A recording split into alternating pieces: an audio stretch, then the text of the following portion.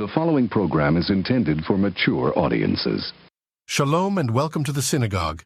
This is a podcast for consenting adults for information, education, and entertainment on BDSM, sexuality, and all things related.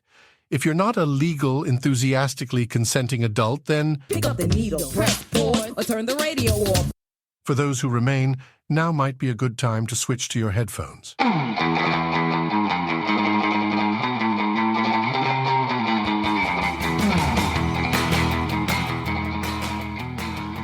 Welcome to the synagogue. I am your host, and they call me the rabbi. Pretty fly for a rabbi. I put the sin in synagogue, and I am a cisgender, ambimorous, gynosexual, sadistic, bratty daddy doll. Sex therapist by day, kink educator by night, and in both these roles, I help people make their kink a religious experience. While I am a mental health professional, this podcast is for educational and entertainment purposes only and is not a replacement for therapy. Seek out the assistance of a trained professional for help with your specific situation. Hosting with me today is my partner, my ADHD squirrel wrangler, my submissive, my brat, my little, my pony, or just my little pony. Aww. The Ken to my Barbie, a little bit. Aww. That's perfect. This is episode number 26, and with us today is VintageKinkyDoll to talk to us about Dollification. You're never too old to play with dolls. Hi, y'all. Hello. Welcome. Dollification is the process of evolving mentally, physically, and emotionally into the form of a doll. The evolution can include elaborate dressing rituals or a simple addition of a personal doll accessory to signify change. But the physical piece goes so much deeper. How does one begin such a training regimen? Where does one start the mental training to switch into your doll? How do you find the ability to emotionally disconnect to channel your inner doll? Are there different types of dolls? What's the difference between marionetting, porcelain doll, or rubber doll? While all forms of dollification require a great deal of communication, they also require an immense amount of prep work, trust, and thought.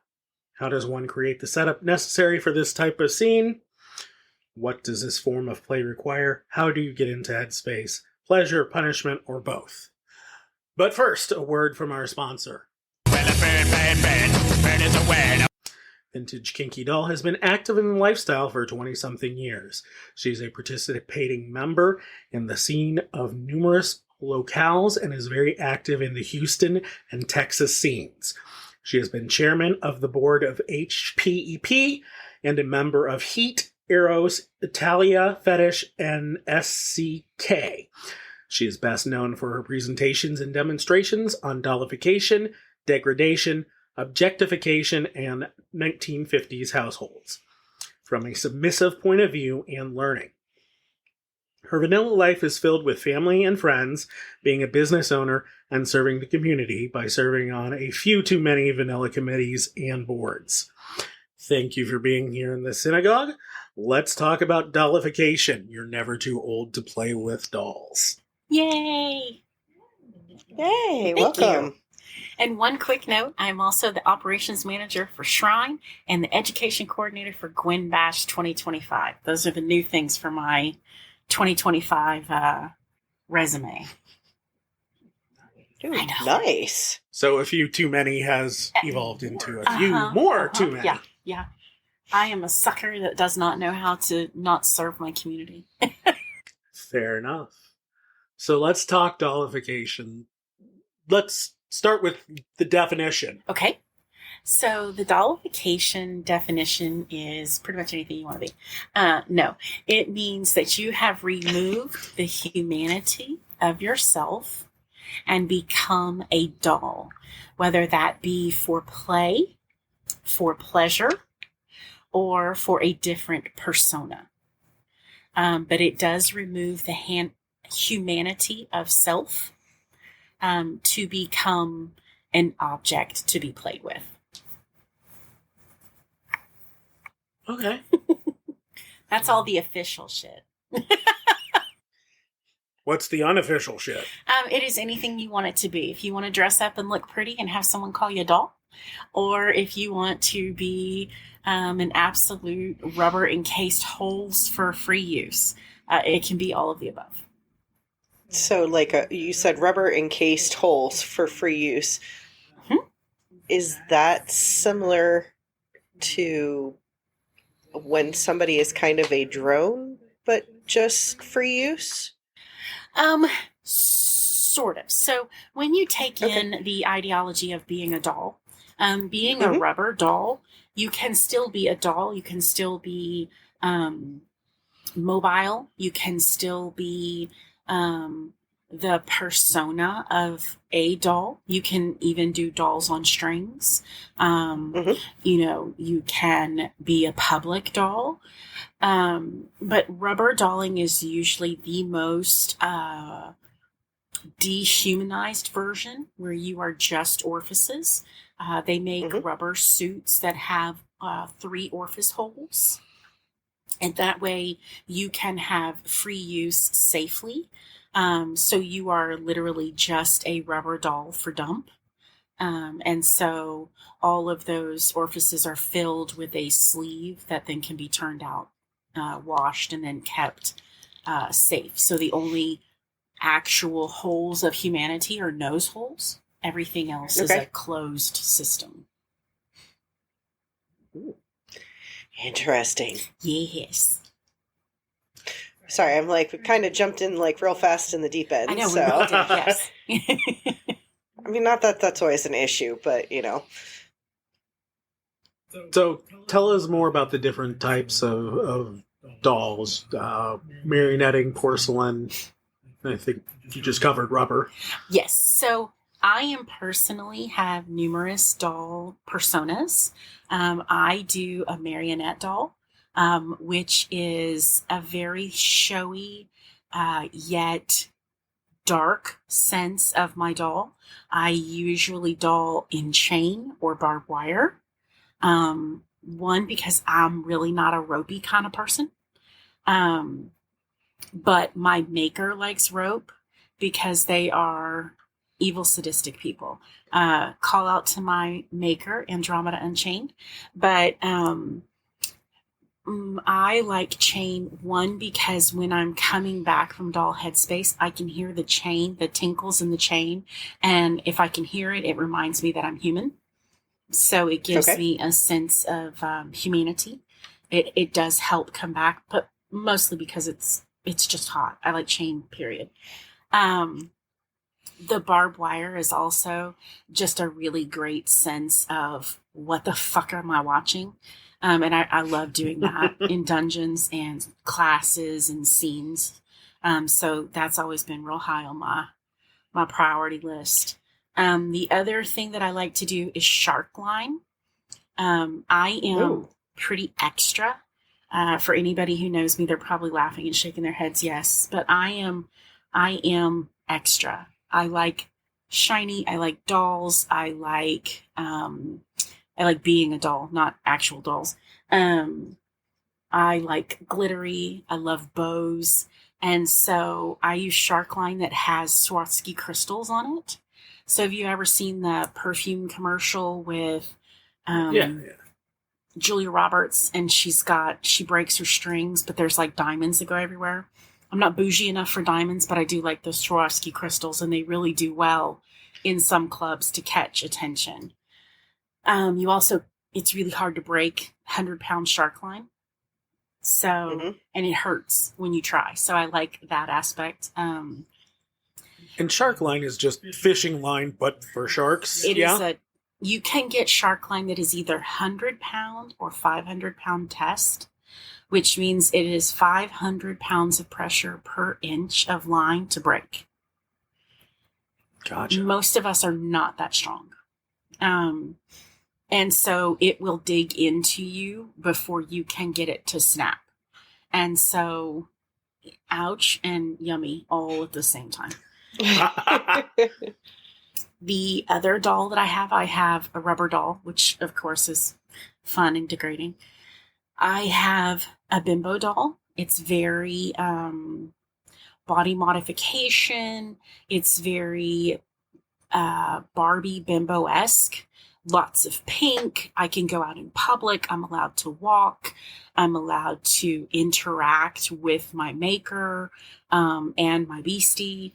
I am allowed to have certain keyword phrases, but the aesthetic is very specific. It's very hot pink or black. It's very slutty. It's very revealing publicly. There is no interactions where you are forcing your kink on others. It is very much just a physical, visual aesthetic. Then I also have like a Raggedy Ann doll, which is more of a gravity-fed doll. So that is very impact-heavy play. And also I have a joint-based doll, which is, if you've ever taken a doll and you bend its arms and it has its hands up like you're doing a field goal or touchdown, the arms stay up. That is one of my favorites because that is something you can do in a dungeon that is very impact ready. It is also very gravity based. So if you get punched, you sort of move, and it's a very free flowing sense of self.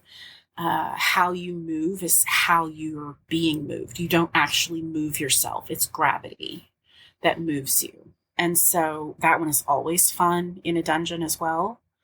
It's really great at home too, because, getting manhandled around, you just sort of get thrown around and you're literally how you land. So those are my personal ones. There are numerous others. There's Lolitas. They have much less sexual connotation than they do visual aspects. Then there's Dark Lolita, which can have a sexual connotation, or it can just mean they wear the darker blacks, reds, maroons, purples, and it's not quite as coquettish. Then you can have numerous compilations of other dolls that you can build where they have speaking buttons, which can be a pressure point, or it can be a sticker that you wear where your maker, owner, dominant, master, whatever your terminology, I use maker, can press the quote unquote button and you're allowed to say certain things. So there's that.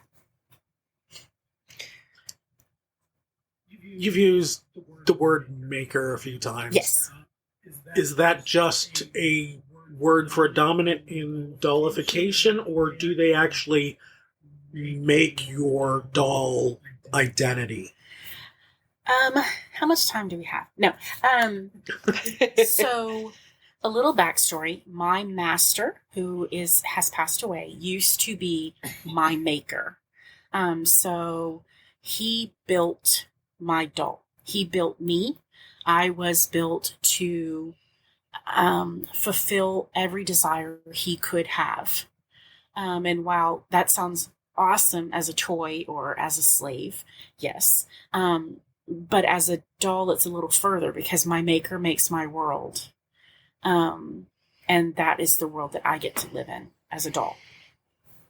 So I use maker because that is what it worked well for me.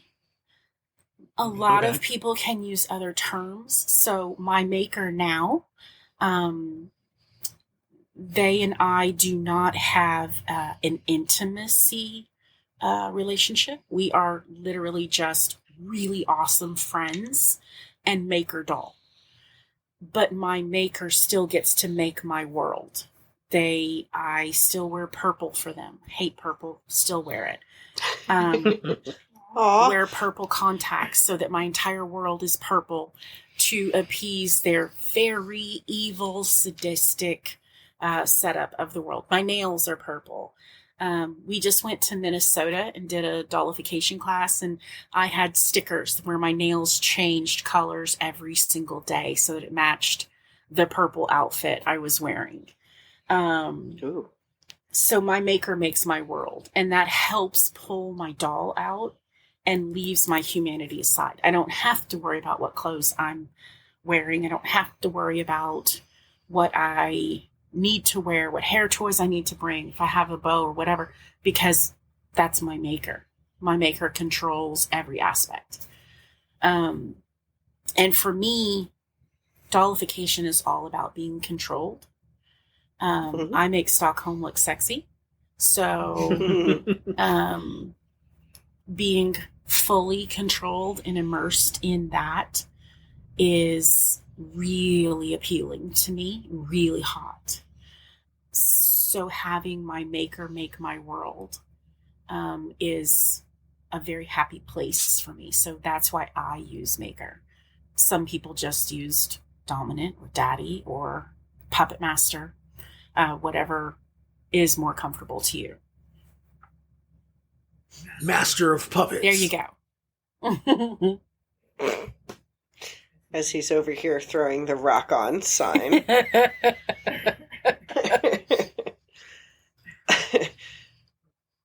Okay, so you mentioned that your maker decides kind of the things so that way you can let go. Is that something that was hard for you to learn to let go of the things in order to allow them? No, I learned the first time I ever saw someone doll, I saw them and I said, I want that. And he told me, babe, I don't know if you can handle that. That's a really complex moving parts, and you're very sweet and hyper, and you're very animated.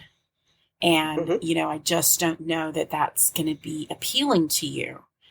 And I looked at him and I'm like, I want to do that, please. And he had experience with some aspects of dolling, more of the rubber dolling. But we really got into and started speaking to other people, and we made this ours. And so 4 years later, I came back and did a relatively similar scene to what I had seen the original, except we did it with barbed wire. And so I found very early on that I like being controlled. I have my very involved vanilla life, very involved family, and I'm getting my MBA, and I own my own business, and I take care of my grandmother, and I have my beastie, and I have my friends, and, all of the moving parts of that. So the aspects that can be controlled are freaking amazing to me. Simply because it's not just a sexual thing. It is I trust my beastie and my maker so much. I don't want to have to speak to someone. I don't want to have a voice. They order my food for me. They tell me what to eat. They tell me what to wear. There is it's not a control freaky thing. It's almost the exact opposite for me. Is I am fulfilled by fulfilling their desires. If they want me in a cutesy little dress with tons of bows and purple contacts, sign me up. Like, there's nothing that could make me happier than appealing to that. If it is to, lay in bed like a Barbie doll and not move and not speak and not make a noise and just let them do what they want.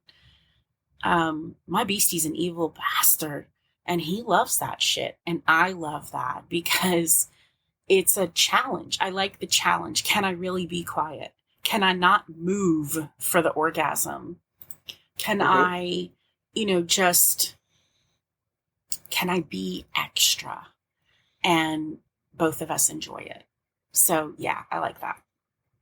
Ignoring the power exchange part of it, was there an NSYNC video about marionetting?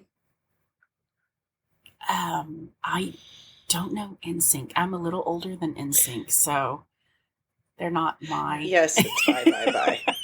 Okay. But I mean, Yes. let's get it on. Yeah, hell yeah, let's do it. But I do not. Yes, know. that's okay. Yes, there was a video where they used some marionetting, but it's not quite the same. Okay. When did it come out? So it came out in the early 2000s, I believe, and the song is Bye Bye Bye. I think I have heard the song because, of course, I think everybody's heard that song at that time. Yeah. But I don't think I've seen the video, so I'll have to look it up when we're done. Yeah, and I was going to say it's probably not anywhere close to the same as like the marionetting that we do for kink with dollification versus like what was on a public video. I mean, It could be. It could be. Well, this is true. This is true. I mean, people get away with a lot of things, right? And I will say I am personally offended that you said you were too old for this because you're younger than me. I can be, but my favorite band is CCR or, something like that. And so I never got into the pop, and I'm also a very big country listener. So I alternate between, modern rock, old rock, and then if I can't find anything or there's too many commercials, then I will switch over to country because I can only handle that for so long too. I'm like, you sound like me with my radio in the car. I have a very eclectic playlist. Like I can go from Eazy-E, I do too. 90s Eazy-E to Frank Sinatra to CCR to, Kelly Clarkson. Like I can go all over the place. Yep. Yeah, that's me too. Though just add like, some 9 Inch Nails in there. Yes, I have those as well. Yep. Or music that I call angry boy music. Okay. Like I've got Pearl Jam and Soundgarden, and then switch over to Elvis. Like it just my poor Spotify is just like, what the hell are we doing? Well, this train has completely derailed. It has. Yes. Actually, it hasn't, because music is also one of the easiest frames of mind, and it is what I use. I use 2 different musics. I use Swan Lake, and I use the Nutcracker Suite to get into my doll headspace. So when I am going into doll space, a lot of people see me. I put index finger to thumb, middle finger to thumb, ring finger, pinky finger. And that is me playing the song in my head. And it is my ultimate calm. It is how I get into my headspace. So music can absolutely be doll specific for me. And those 2 songs, well, not songs, but the soundtracks for the Nutcracker and for Swan Lake. Yep, the suites. Thank you. Absolutely makes sense. Yes. I used to do ballet. What? I did ballet until I was in my 20s, and I played softball for college and threw out my knees, and so then ballet went bye-bye. Or bye-bye. There you go. And and so the calm was still the music, and being able to do my physical training and keep my head in the game was very much still with music. You talked about laying there and letting them just kind of do what they would please. And part of me is going, wow, for some people, they would be like, oh, yes, let's do this. That sounds super easy. But I'm going to guess that's deceptively difficult. That is probably the hardest thing I've ever done in my life, and still remains to be so, because here's the thing. Who doesn't want to get off? Who doesn't? Right. Like if I move my hips half an inch, I can finally get the most perfect thrusts or inserts, or, I can move to his mouth or to his toy or something.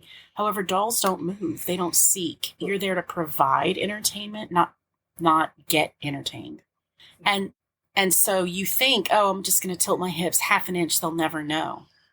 But that can actually pull you and my maker out of headspace or my beastie, because dolls don't move. They don't seek. They only provide. And so it is freaking hard. And, when they're doing evil, mean things, which, hopefully I'm hoping they're not listening, because I tell them myself, it's really, it's hot at one point, but then at the other point, you're just like, I want to scream. I want to scream no, or yes, or for fuck's sake, let me move. Or, symmetry, bitches. Like, symmetry's real. Please stop hitting that one ass cheek. But you can't do that all the time. And so, yes, laying there as a doll, or sitting as a doll, just to be the entertainment, is very hard, because you have to remember that, one, the headspace is different, but two, so's the physicality. I have to remember we're not snuggling right now. I'm his doll, so I'm sitting. I'm the toy, so I have to be moved, or I have to be used. I provide the entertainment and pleasure. I don't seek it. Interesting. Yeah.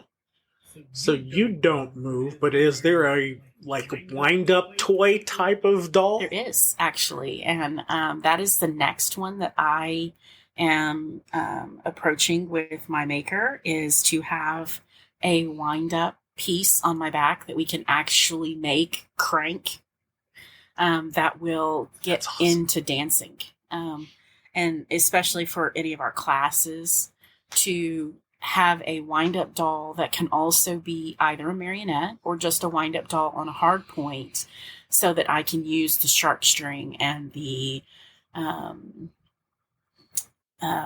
crystals, or use the chain or barbed wire, and have a wind-up that plays a song that we can put on my back or in my costume, so that it makes a really awesome class, or show at one of our performances, and have that be part of the doll. When we're talking about dollification, my mind immediately defaults to female.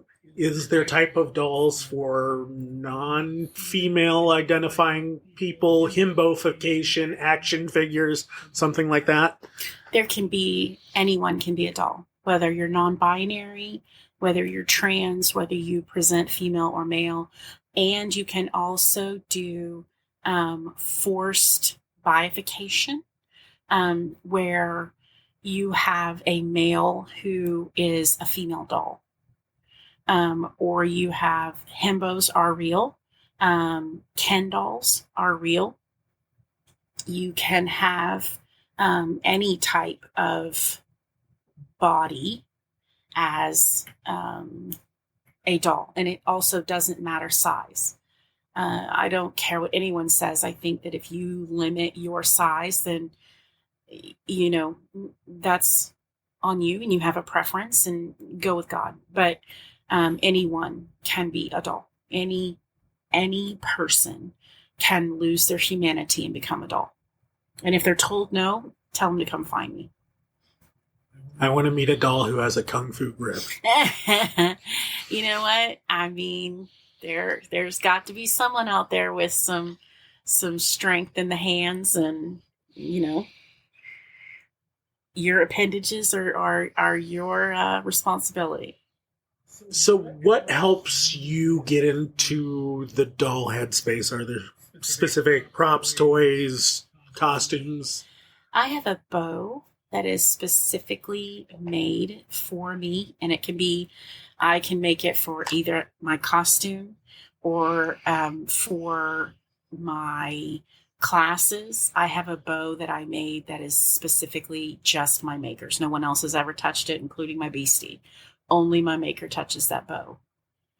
And as soon as we have decided that we are calm and set, my maker puts that bow in my hair. And I usually wear a high ponytail because it works, either that or pigtails, because it does the aesthetic for classes. For my beastie and I, we do a lot of pigtails, but for my maker, we do ponytails. And so when my maker puts my bow in my hair, that is a signal that I am safe and under their control. And that is the finishing touch on making my world. Okay. I'm still mentally going back to the ballerina thing and picturing that with barbed wire, and I'm not familiar with Swan Lake more than the pop culture reference, but I have seen Black Swan, so of course I'm picturing Natalie Portman there, and that sounds kind of hot, especially with a little bit of blood from the barbed wire. Yes. I have actually, when I do it around my neck, I will use hot glue on the tips just to make sure that I don't die, because that is my hard limit. That's kind of important. Yeah. Death is a hard limit. Amazing friends. And his slave gave me a picture that is a ballerina doll in ballet shoes in full marionetting, except the marionetting strings are hooked into her. Oh, wow. And if you look on my FET page, you can see my pumpkin carving. It was a contest that we did down here for our subgroup. And that I took that as an inspiration, for my pumpkin. And so that will happen. I personally would like to lose a few pounds before I do a full hook ballerina scene, simply for my own safety. That's fair. Yeah. But still, that sounds like really, really cool. It's hot. Rabbi's over here shaking his head no, because he's not a real big fan of talking about hooks. But hooks are the only thing that make me squeamish, and they make me very squeamish. Okay.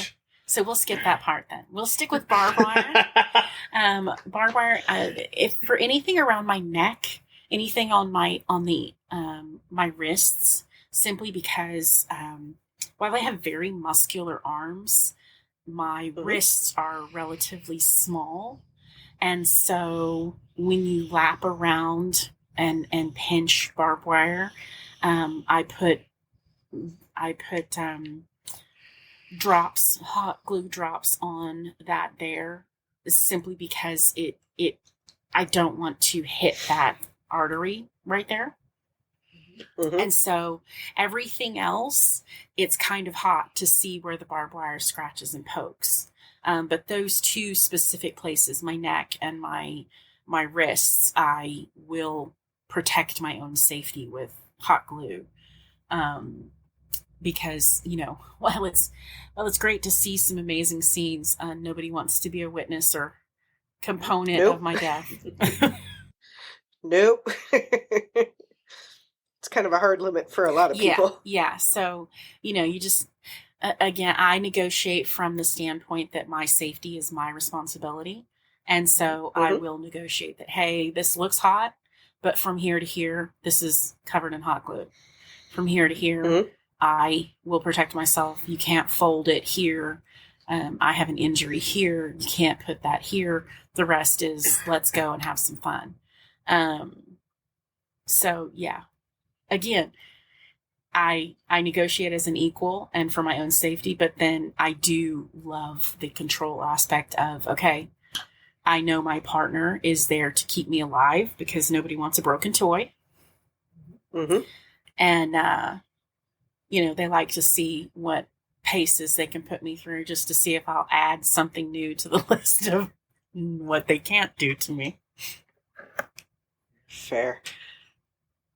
So, if somebody wanted to start on the journey of being or becoming a doll? Because you said any human that wants to be a doll, does not matter body shape, size, identification, like, gender spectrum, any of that does not matter. So we're tossing out all of that.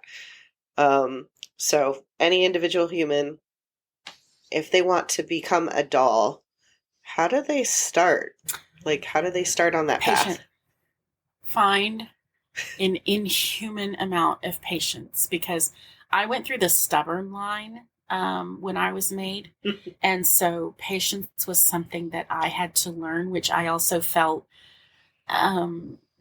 as a success for myself. I really pushed myself to, can I hold this for 5 minutes? Can I hold it for 5 minutes and 15 seconds? Can I hold it for 5:30?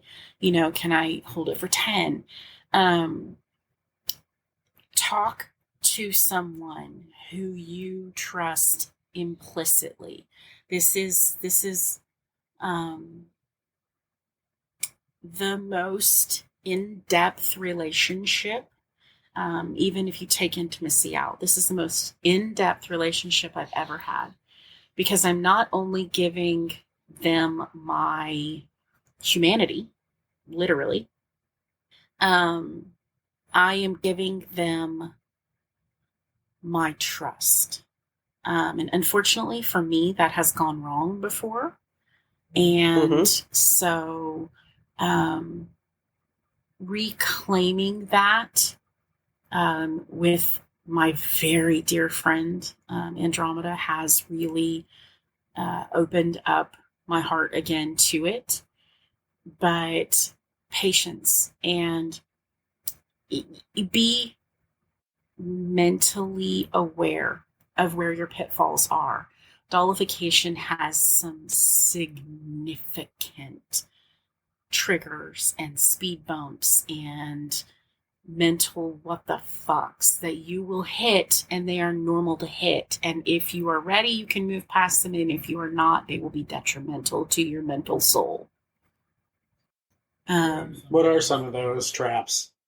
So, for example, my pitfall, a few years ago, I was dolling with someone after my master had passed, and we had done a couple of local classes on dollification, and they went well. We went to a con out of state, and I did not know anyone in that state at that time. And it really was exciting, and getting back into it, because my master and I had been teaching for like 15 years by that time. So getting back into teaching was great. We decided to do a scene in the dungeon, full doll immersion. We did a chain marionetting scene. That person left me in doll headspace and put me in a folding chair and walked off with someone else. And thankfully, the producers of the event saw me sitting there, and that person did not come back. And they got me to my room safely. And I was going in and out of doll headspace, human headspace, doll headspace, and I was scared. And so the producer was very gentle and said, "Are you going to be okay?" And I said, "I think so." And I called my best friend, who moved my flight and stayed on the phone with me and moved my flight, because I just could not pull myself back together. I alternated really hardly. Really hardly. That grammar is a thing. I alternated really hard, and I lost, my human was shocked and my doll was scared, and somewhere in the middle, me as me, was like, I lost my ability to focus. And so the fear and the what the fuck got a little too much. And so my best friend got me to the airport, like stayed on the phone with me and we're talking 1:15 in the morning, and moved my flight to be the earliest flight at 7:20, stayed on the phone with me until I got in the shuttle from the hotel to the airport. I hung up so that I could get through security. And thank God for TSA Clear, by the way, anybody who needs that, because that made that so much faster and easier and less invasive for my body. Got there, waited, called again. She sat there and just talked. We talked and laughed and cut up, and they were there at the airport for me when I got back to Houston. For 2 years, I dealt with significant, could not get into doll headspace because I dealt with abandonment issues. I couldn't go fully immersed back into doll because I kept thinking that the top was going to leave and then I would just be doing this again. And so it kind of broke my brain for a little bit. And fortunately, especially with Andromeda, who was very patient, we had been talking about this since before COVID, was incredibly patient and such a dear friend. And their partner took the extra oomph to, when we taught our first class together, took the extra oomph to say, what can I do to make sure your headspace is safe? And I'm like, if you're in my eye line during the class, please don't leave my eye line because I will have an abandonment issue. And he stayed right there, no matter where I looked, no matter what was going on. And this is their partner, not mine, their partner. But it was still someone who I consider a friend. And so having my maker and my friend keep my eye line helped recover that abandonment issue and put it away. And so it was really monumental to me because there's a lot of times you can't overcome some of these pitfalls. And for a few years I couldn't. And so I feel like I have reached a spot where I'm safe in that. But some of the bigger pitfalls are abandonment. The other ones are you really have to focus on identifying yourself as a self. You have to come back to human. You have to take the time to make sure that you're with someone who will bring you back to human. Because so I consider dehumanization and dollification like a 401, 501 level. You can be objectified as a 101. Everybody likes to be an object of desire. Hot damn, sign me up. That's a 101. Then you start getting into some degradation. You're kind of degrading the self. And so that's a 201, and then you add in the sexual component. That's a high 201, 301.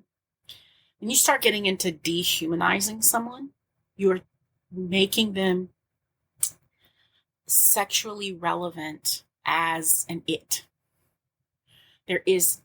They're not sexually relevant as a person. They're sexually relevant as the it. And then you get into dollification or a further dehumanization as a sexual component, and then dollification. So you're reinstilling that they have a persona, but not as a person. And so you'll hit some of the big landmines are body dysmorphia. So you didn't like me as me, so you turned me into something else. There's a lot of guilt there, and there's a lot of adjustments that people need to make, both as a partner and as whatever relationship you have, because there can be weight loss, weight gain. There can be significant body modifications. You become stronger. You become healthier. They lose weight. They gain muscle just from training, and being able to hold positions is a very Stick your arm out, straight out, for 15 minutes. Your muscle will fail. I don't care how strong you are. And actually, the more muscular strength training you are, the quicker it will fail. Toning will keep you where your muscle can stay. But that takes effort. That takes training. You have to hold something out. Just like anybody ever did 2-a-days in college or high school. Sitting against the wall. Have you ever done wall stands where you put your hands on the ground and your ass on the wall? Your feet are about 3 inches off the ground. You're literally pushing. The only thing holding you is a butt cheek and your palms. That is sense of strength. So that can make your scene different.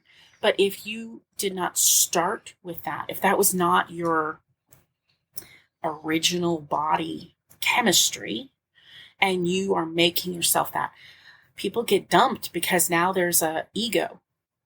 Your doll looks better. And so now they have a different sense of self or ego. If they've lost a ton of weight, if they've gained a ton of weight, it's also that. Changing your hair color. Maybe your doll is supposed to be blonde. Changing the way they dress, just in general, to go to a bimbo. There's some significant body mods that you can do. Adding boobs, adding breasts, adding lips, face lifts, body lifts, complete body makeovers.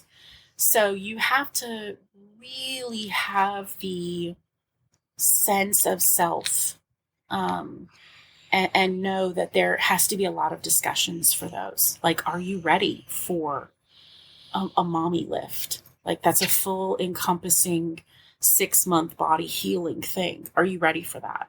Are you ready for it psychologically? Are you ready for it physically? Are you ready for it financially? Dolling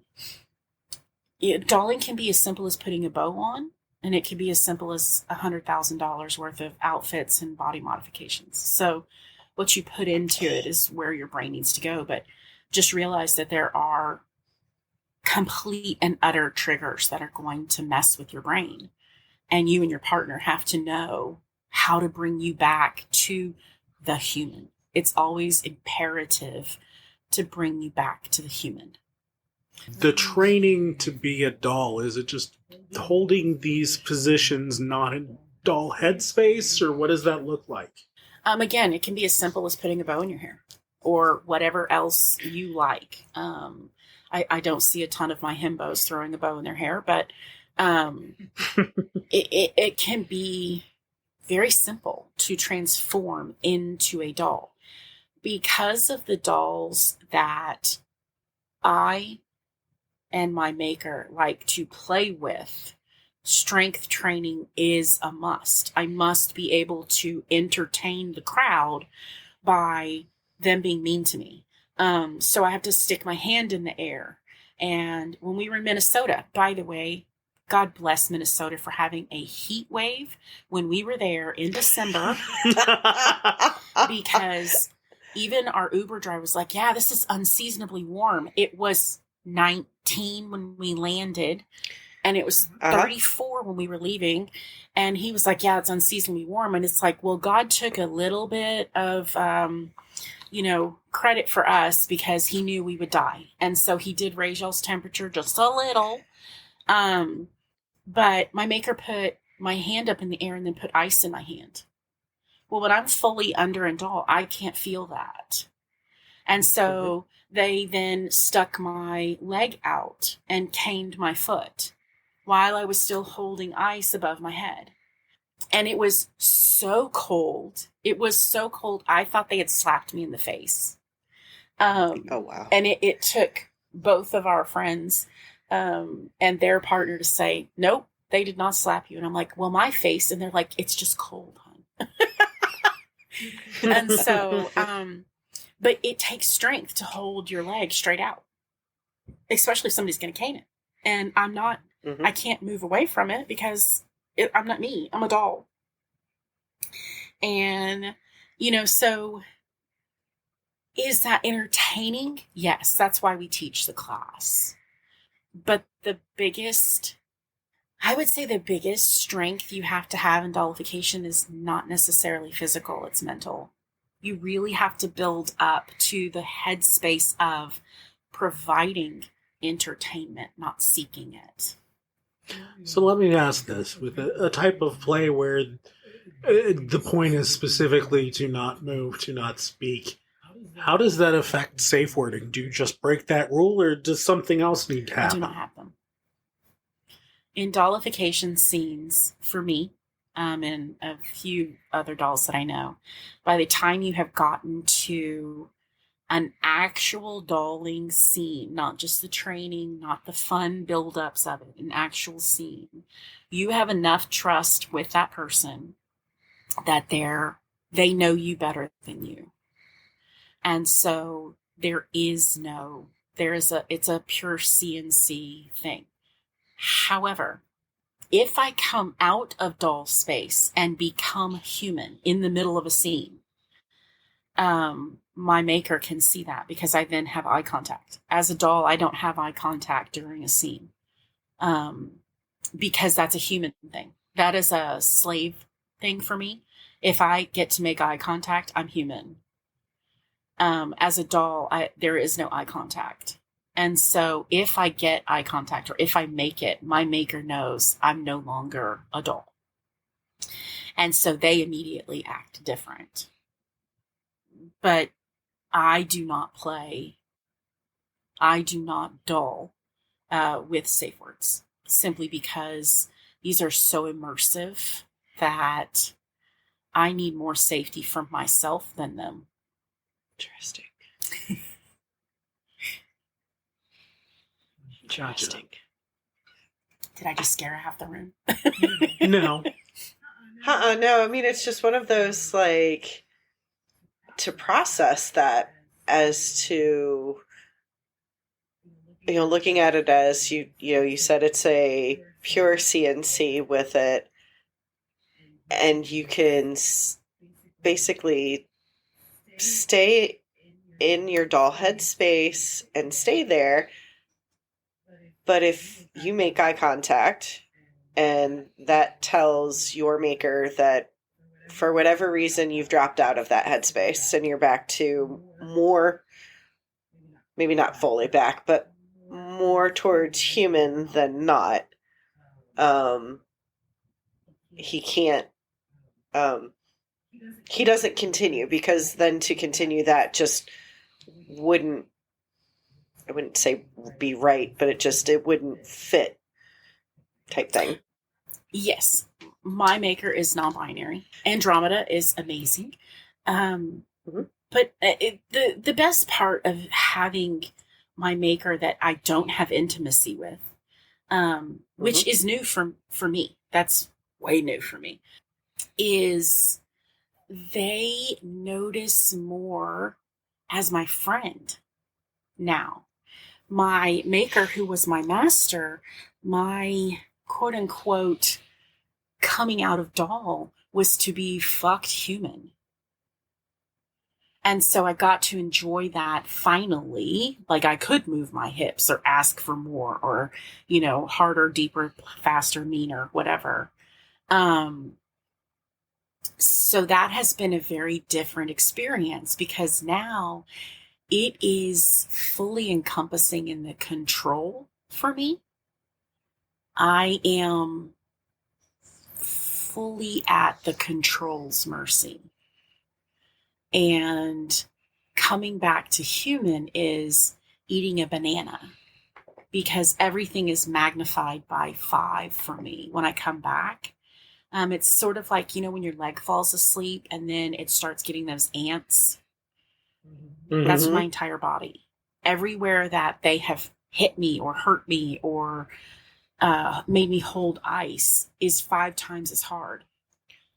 And so I'm overwhelmed by feelings, because I've worked very hard to shut those off for a dolling scene. And so they are magnified exponentially. Unfortunately, that also means when the evil people give me a banana, that raunchy ass food that mushy crap is then magnified in my mouth, but it's a benefit in two ways. One, because it's entertaining as shit to them, but to me, I can't avoid it. I can't go back into doll. If you gave me pineapple or strawberry, I'd be like, okay, doll's happy, sustenance, go back into doll headspace. But a banana has the most god-awful friggin' whatever flavor that is. And so I can't avoid it. And so my entire brain and nose is just leaking banana. And so I can't get off that flavor. And so I'm definitely human. There is no slipping away from that god-awful crap in my mouth. I'm sorry I laugh, only because I'm like, no, I know what you're describing, because I'm not a huge fan of bananas. Oh, God, they're horrible. Don't get me wrong, I can deal with it, like, I'm okay with them in banana bread. They've been changed into something different. Pudding, throw down. I can throw down. Right. But a freaking banana, when all I want to do is just be, a nothing, and then just have that, and you can't escape it. No.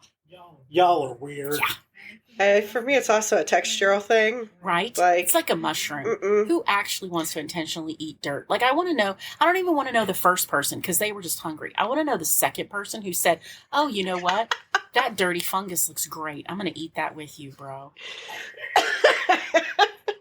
So you don't like the taste of foods that are phallic. Got it. You know what? I could go down on a banana all damn day, but not after dolling. And I put them in my protein shakes all the time. I have a banana and my chocolate Fairlife.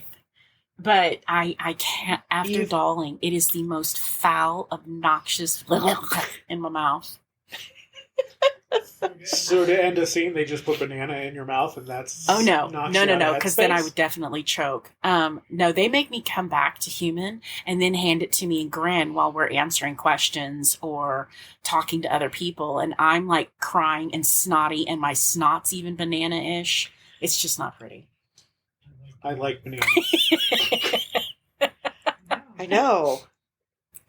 Yeah, I can tolerate a lot of things human, but as a doll, those are a foul, foul thing. As we start to wrap up, start to move into the part of the show we like to call Inside the Kinkster Studio, is there anything else you think we need to know about dollification? Oh, so many, many things. I could talk about it for hours and hours. That's why I said need. I know. Need for dollification. Be honest. And I mean so brutally honest with yourself. You need to be honest with your partner, but this is honest with yourself, because you are going to get into mental and physical situations in dolling and objectification and degradation and dehumanizing that are going to mess up your head. And you need to take the time to process that and be genuine, because if you are not genuine or honest with yourself, your partner is not a mind reader. I've yet to meet any of them who can do it. They can see signs, but if you're not honest, you're not even given the right sign either. So be honest, because this may not be for you, or the type of doll may not be for you. And if you have mental health, I don't want to say issues, but mental health tendencies, you need to take those into account, that this may be detrimental to your mental health, and it may not be helpful.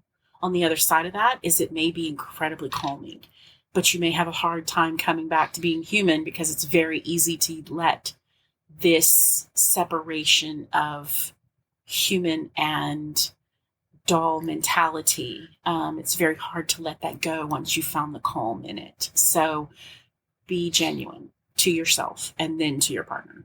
On that note, let's go into Inside the Kinkster Studio. This is the part of the show where we get to know you a little bit better outside of Dollification. Okay. In our own little fun, unique way. Are you game? Absolutely. God help us all. Okay. So, what is your secret origin story into kink? Oh, well, I met my master when I was 18. Absolutely fell in love with the control aspect of it. He was much older, and I loved every single bit of it. Never looked back. Nice. Besides yourself, what is your favorite toy in the toy bag? I'd hope she's not in the toy bag. Don't kink shame. No, I'm like, I'm like, as a doll, she potentially could be put into a toy I gotta bag. tell you. Okay, I was thinking of other people's toy bags. Mine is big enough she could be in there with a friend or two. And see, I was thinking body bag to come back to life as a doll. Like, come on now. Oh, yeah. Well, Right? I mean, so still. Yeah.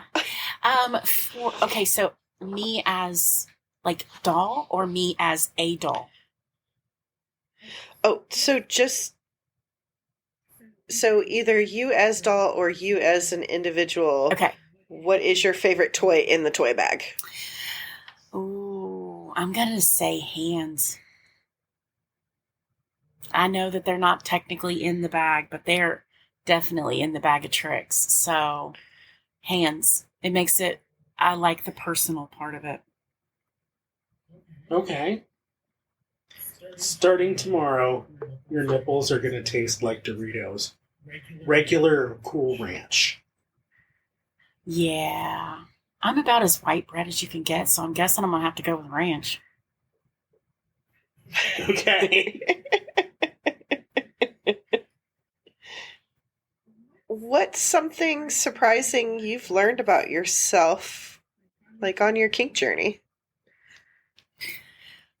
Surprising that I learned? Mm-hmm. About yourself. I am quite the fucked up individual. To look like an absolutely sane, raised well, went to school, got good grades. I'm not from a broken household.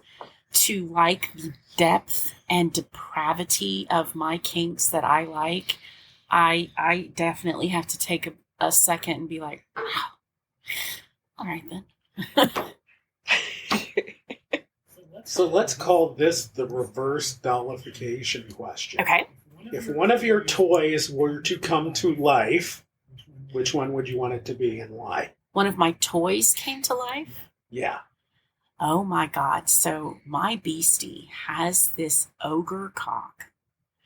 And I am a TikTok and XNXX fan.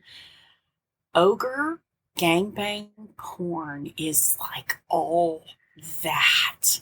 So yeah, I wouldn't mind being his bitch. Hold on, I'm going to write that one down. Yeah. Have you ever seen Warcraft?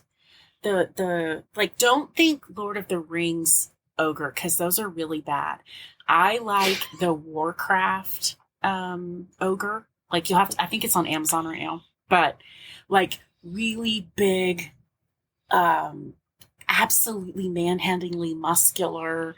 And I can handle the green ones, but in the movie the green one is evil, so I'd prefer not to have the green one. But like, just nothing but cock and muscles. Yeah, I'm here for it. Well, my next question was going to be, what's the strangest combinations of words you've ever searched for on Pornhub? But I think we just covered that. No, that's not even close. Orc. Oh, now I'm curious. Orc porn is actually in the top 100 search. Thank you. So I'm not even that strange for that one.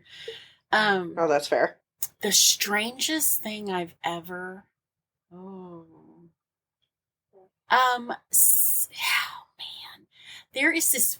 I like the readings when I'm searching for the abnormal shit, because if you make my porn fantasy in real life or in porn, and they don't make it the way my brain wants it, I'm like, yeah, I'm checked out. It's no longer hot to me. But the ones that write it, like the sex stories that they put up, oh my goodness. So I don't even know that it's that odd, but it's the humiliation of Jennifer and being Mr. Miller's, what is it called? Being Mr. Miller's slut, I think. There's some fucked up stuff in both of those. And they're like 8 parts. And I am here for every inch of it. So it sounds like a normal search, but it doesn't end up normal. So, I guess even my searches are kind of vanilla bread, but they don't go that way. Like, he barters her for the demons. There's like a whole barn demon sex scene so that he gets his cornfield to be prosperous for him and his family, but he turns over this, girl for it. And I'm like, yeah, I'm here for that. Boy, my neurodivergent mind. You said barn demon. I am picturing like a red barn that is sentient with horns. And I'm pretty sure that's not what you meant. No, he turns her over to an orgy of demons who then bless his land so that him and his wife and his sweet little family all benefit from this runaway girl that they kidnapped and gave to the demons to fuck to then bless his own land and family. And I'm like, yeah, I could be that little runaway. That'd be hot. Yeah, that makes so much more sense to sentient barn. She's not actually humping the barn, but what's going on in that barn is pretty good to read. What a mighty big silo. Exactly. Are you in season, or is it just that time of year?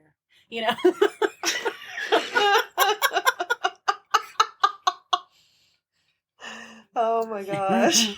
Don't you regret asking these questions now? No, not at all. There's a joke in there about anal sex in the manure pile out back, but hey, you never know whose bitch you'll be for the night. Okay, next. I know, I'm like, what do I follow up with that? Damn. You always bitched at me about, taking the good questions. What's something that somebody would be surprised to know about you? I'm pretty sure the demon barn thing's going to be up there. But,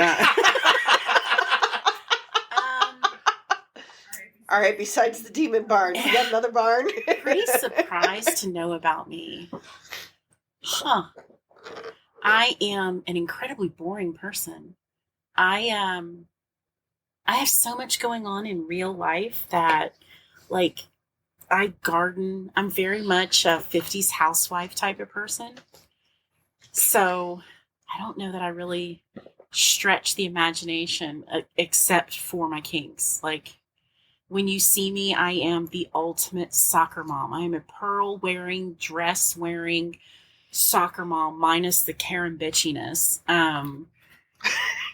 That will then throw down to talking about orc gangbangs. So I'm going to assume that I'm a walking, talking surprise. Because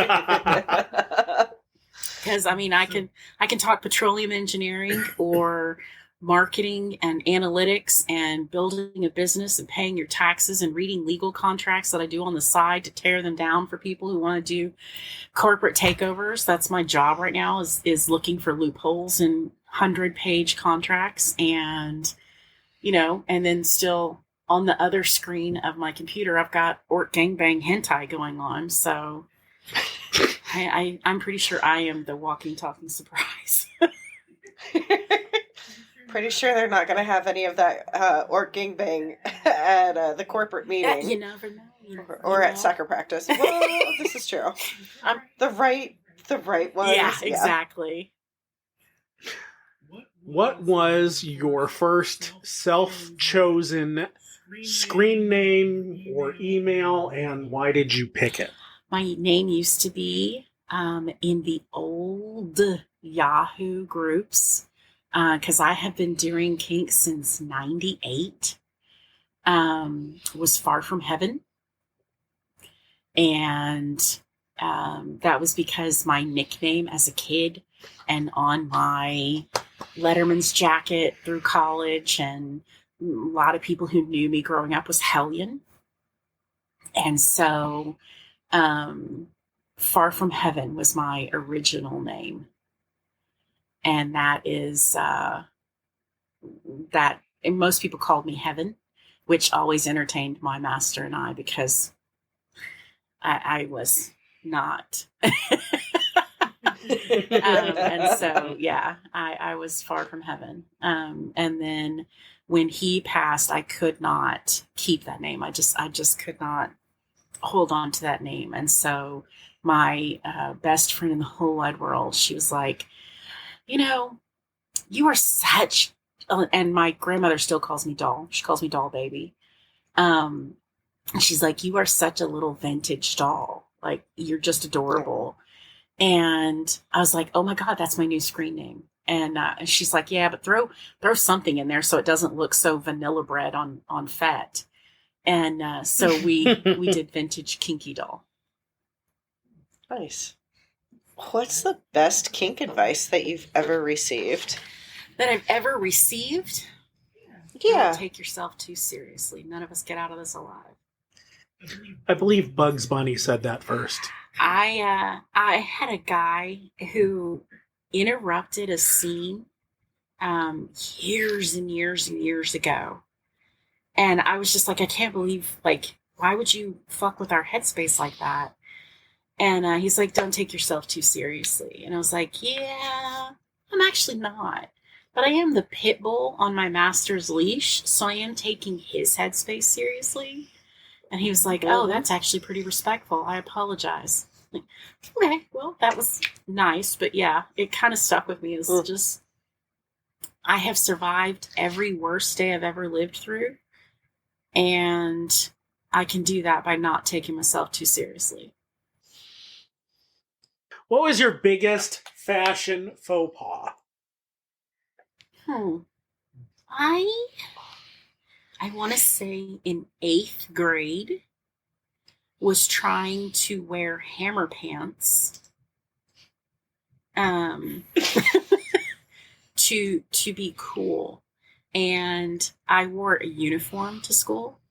Yes, I am the proverbial through 12th grade Catholic girl.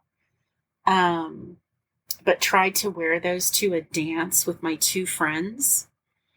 Here's the problem. My two friends were 5'9" and 5'10", and I am 5'5.5". And those pants on shorties like me just make it look like you pooped yourself and your diaper was full. So it was not a great look. No, that's probably accurate. Yeah. Yep. Yeah. It just, there was something about the way it hung off the back of my butt that was just like, oh wow, that's an image. I'm like, that's 90s fashion. So right. Yeah. Right. Uh-huh. They were not too legit, so you had to quit. Yep. Had to tell them bye.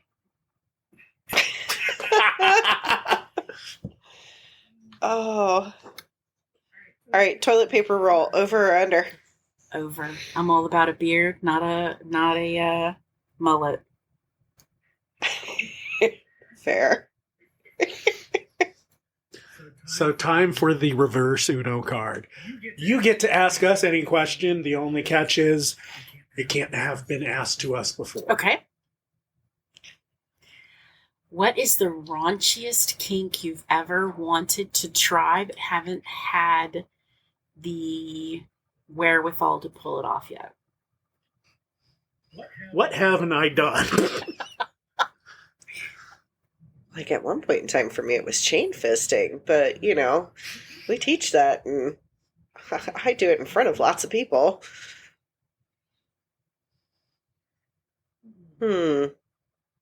Okay, so we can't do raunchy since y'all seem to be doing this. What have you seen that made you go, that you haven't tried yet? Not sure what I haven't tried. But, oh, wait. That ballerina and barbed wire thing you said earlier, that sounds pretty darn cool. It is, trust me. So the ballerina barbed wire would probably be a hard limit for me because, I don't know.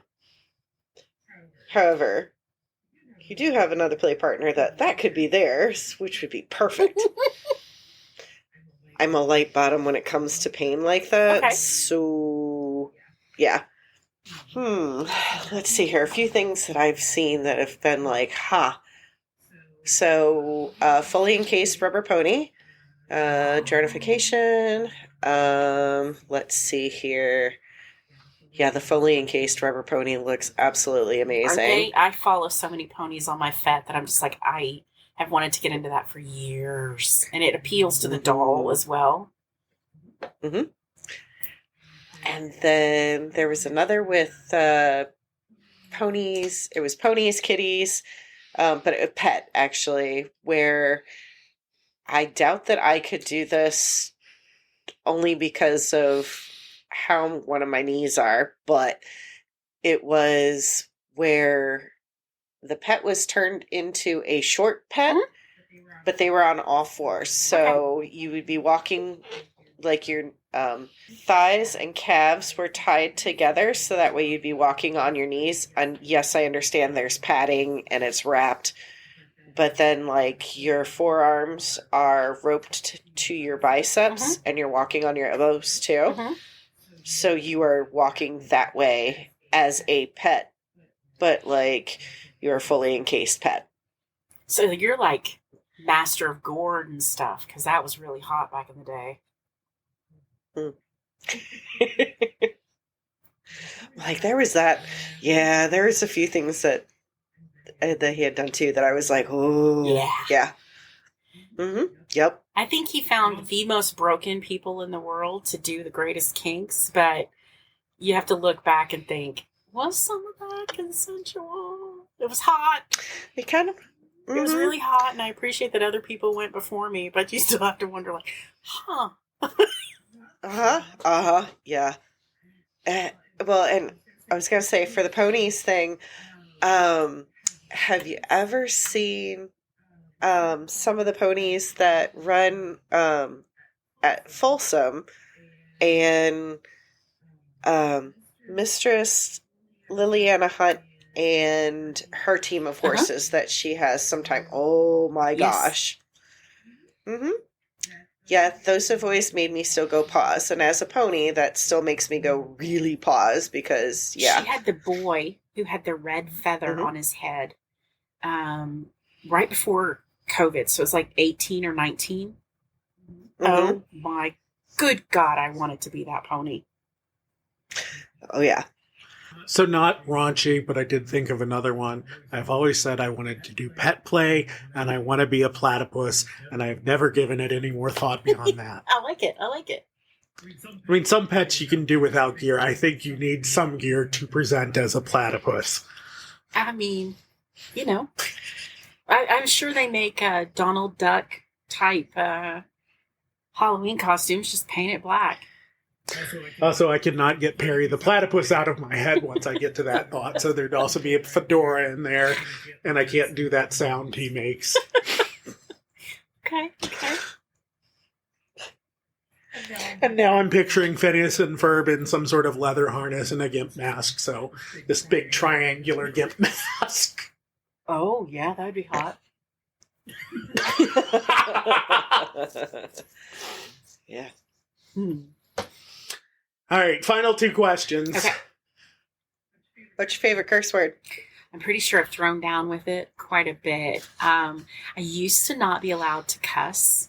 And so I was with my master for 17 years. So I feel like I have a lot of fuck to express for all the years I was not allowed to cuss. I'm also pretty sure Beastie's going to take that away from me soon. So I'm trying to get all the F words out I can. So you have a lot of fucks to do. I have a lot of fucks to throw around, yes. Remind me that if we are ever in the same space, to find one of the little jars for you to have extra fucks to have. I like it. And the final question, and my favorite to ask: if you had to have sex with one Muppet, which Muppet would it be and why? Cookie Monster. Absolutely Cookie Monster. I know he can already throw down, and I'd like to see what he can do with that mouth. Actually, you know what? I take that back. I want the Tickle Me Elmo, because that little fucker can vibrate all over the place.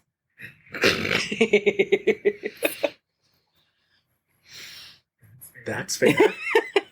I absolutely, I don't mind a good munching down for the cookies, and then I get food and crumbs, but that he can vibrate and do what he needs to do.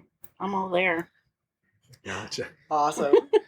So if somebody wants to contact you or follow you on social media, what's the best way to do that? I am on FET as VintageKinkyDoll. On Instagram, I use my business. I am VKD Artisan. And I make soaps and baths and stuff like that, but I do answer kink questions all the time.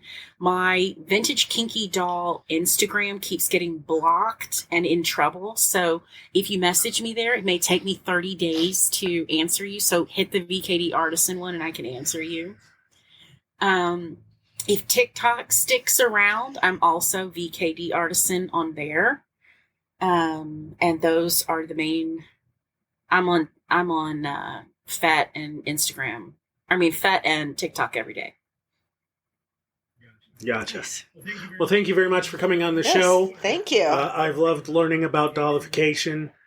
You've been very informative.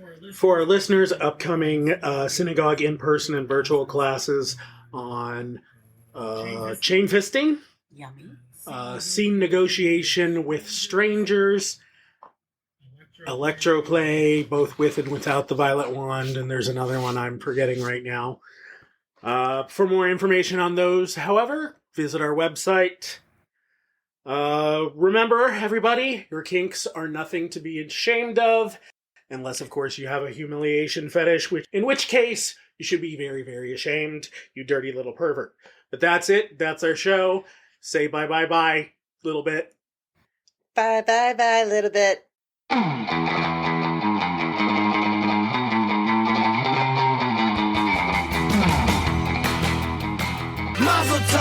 Synagogue hosts and guests are subject matter experts but are not the expert. We believe that, outside of violating consent, there is no wrong way to do kink, except to think your way is the only way. This show is presented from a RAC, risk-aware consensual kink point of view, and not SSC, safe, sane, consensual, because every individual's definition of safe is different based on their own risk profile. The use of the word safe on this show fits our definition of safe, and that does not have to be your definition. Opinions expressed by guests on the show are those of the person expressing the opinion, not of the show. Follow us on Facebook, FetLife, Blue Sky, YouTube, Etsy, Twitter, and Tumblr as Synagogue BDSM and as Synagogue Kink on TikTok, Instagram, and Threads. If you learned something or just enjoyed this podcast, consider making a donation via PayPal, Cash App, Venmo, Patreon, or Ko-fi, username Synagogue, or find links to all of those on our website, synagoguebdsm.com. Remember, that's synagogue with an I. Also on the website, links to past episodes, upcoming classes, book us as educators, shop our store, and more.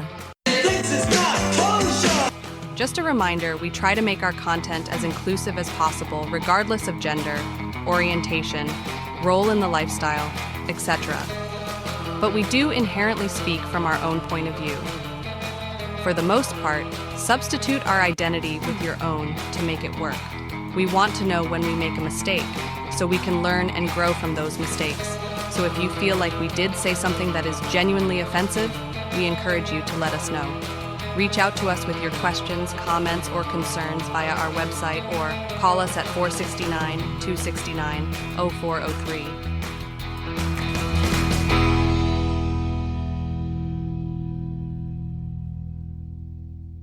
Brought to you today by the letters and the number.